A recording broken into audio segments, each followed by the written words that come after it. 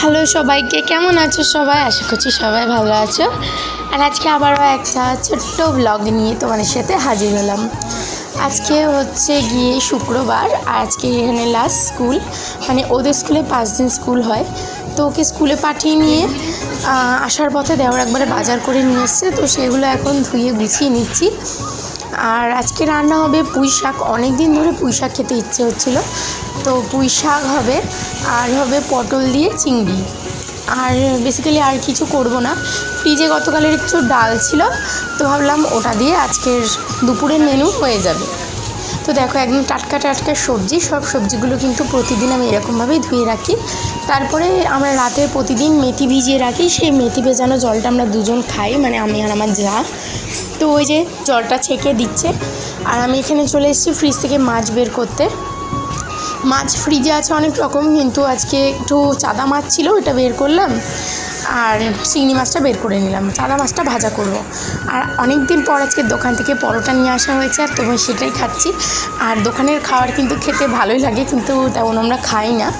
তো আজকে অনেক দিন পর নিয়ে আসলো ব্রেকফাস্ট, ওটা দিয়ে সেরে ফেললাম। আর এখন যেহেতু রেহানের স্কুল থেকে আসার টাইম প্রায় হয়ে গেছে, ওর 11টায় ছুটি, তো ওর জন্য এখানে একটু বাতাসার জল বানাচ্ছি আমি, একটু শসা দিয়ে।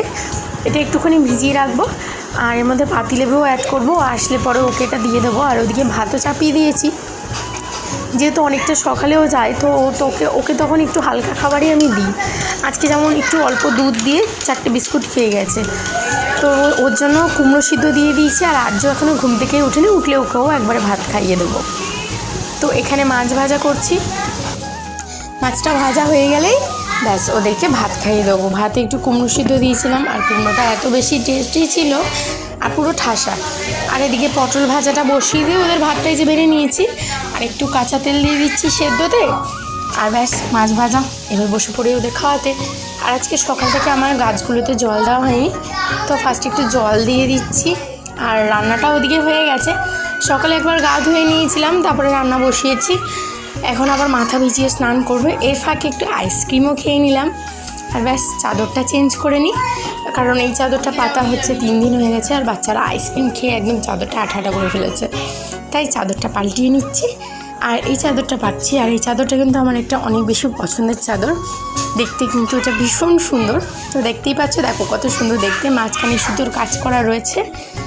তো এই চাদরটা পেতে নিলাম।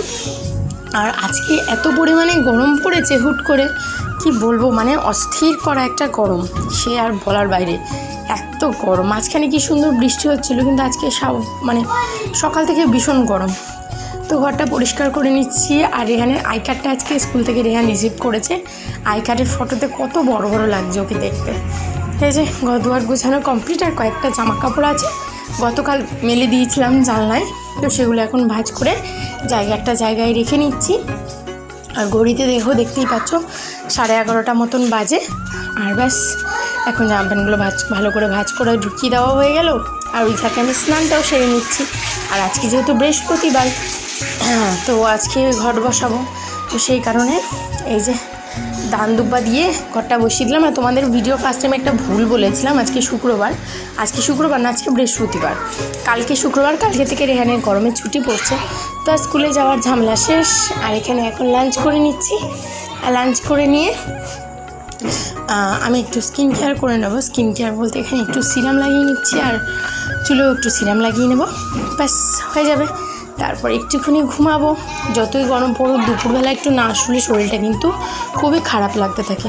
সারাদিনের ক্লান্তিটা দুপুরে যদি নাও ঘুমাই, ফোন দেখে কাটিয়ে দিলেও মনে হয় কি দুপুরে একটু শুতেই লাগে।